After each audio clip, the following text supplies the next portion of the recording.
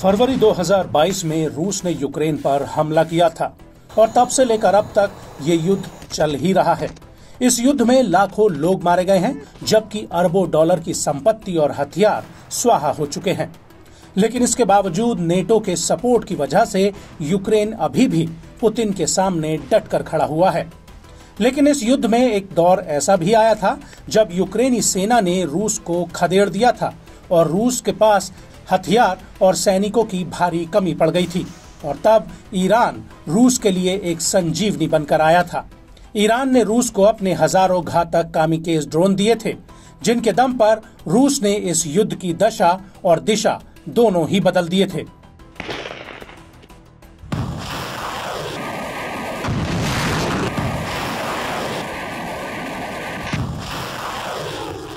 और अब एक बार फिर से ईरान पर रूस को हथियार सप्लाई करने का आरोप लगा है।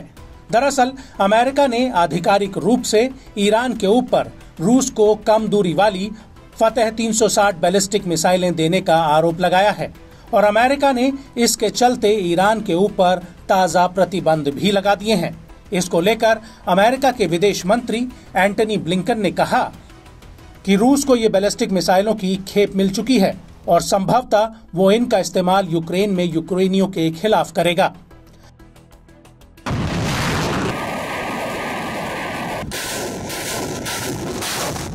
अमेरिका का कहना है कि रूस को ईरान से फतेह 360 क्लोज रेंज बैलिस्टिक मिसाइलों की खेप मिल चुकी है, जिसे वो हफ्ते भर के भीतर यूक्रेन के खिलाफ तैनात कर सकता है।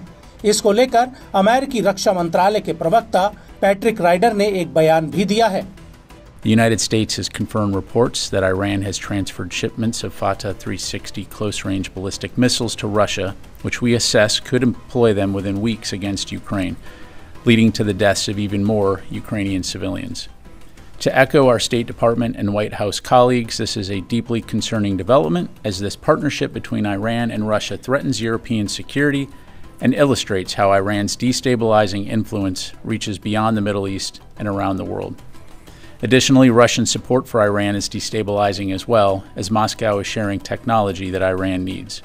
We'll continue to monitor these developments alongside our allies and partners across Europe and the Middle East, and remain steadfast in our support to Ukraine's defense from the threat these missile systems may pose to the people of Ukraine.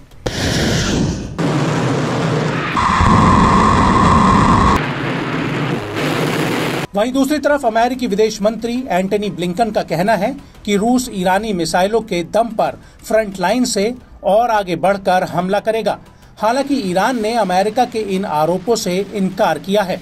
संयुक्त राष्ट्र में Iran के राजदूत ने एक बयान देकर कहा कि संघर्ष में शामिल पक्षों को सैन्य मदद देना, जिसकी वजह से जानमाल के नुकसान में इजाफा हो, बुनियादी ढांचे का विनाश हो और युद्ध विराम वार्ता से दूरी बनती हो, उसे हम अमानवीय मानते हैं। इसलिए ईरान न सिर्फ इस तरह की कार्रवाई से परहेज करता है, बल्कि अन्य पक्षों से भी युद्ध में शामिल पक्षों को हथियार की सप्लाई बंद करने का आह्वान करता है।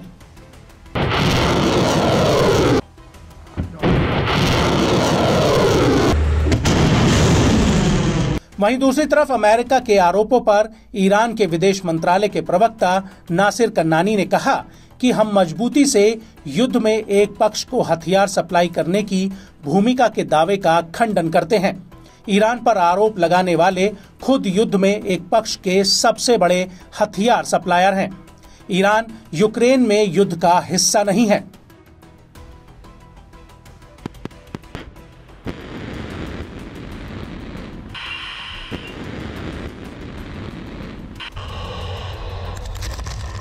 पहले ही रूस के भीषण हमलों से जूझ रहे यूक्रेन के लिए अब एक बड़ी मुसीबत खड़ी होने को है। और आखिर ईरान की इन मिसाइलों से अमेरिका को इतनी टेंशन क्यों है?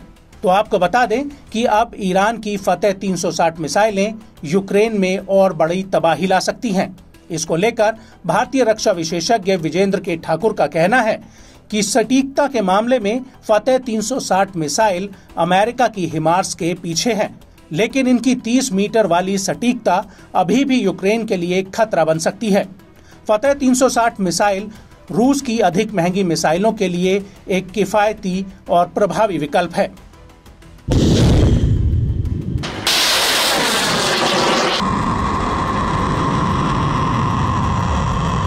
आपको बता दें कि रूस यूक्रेन में इस्कंदर M और दूसरी अन्य मिसाइलों से हमले कर रहा है, जिनकी लागत काफी ज्यादा है और ऐसे में ईरान की ये मिसाइलें उसके लिए न सिर्फ बेहद ही सस्ती बल्कि एक अच्छा विकल्प भी है, जिससे वो पैसों की बचत कर सकता है। आपको बता दें कि एक इस्कंदर मिसाइल की कीमत करीब $4 मिलियन तक जाती है, जिसकी तुलना में फतेह 360 रूस के लिए कहीं ज्यादा किफायती सौदा है, जिससे वो इन सस्ती मिसाइलों से यूक्रेन के भीतर और ज्यादा हमले कर सकता है।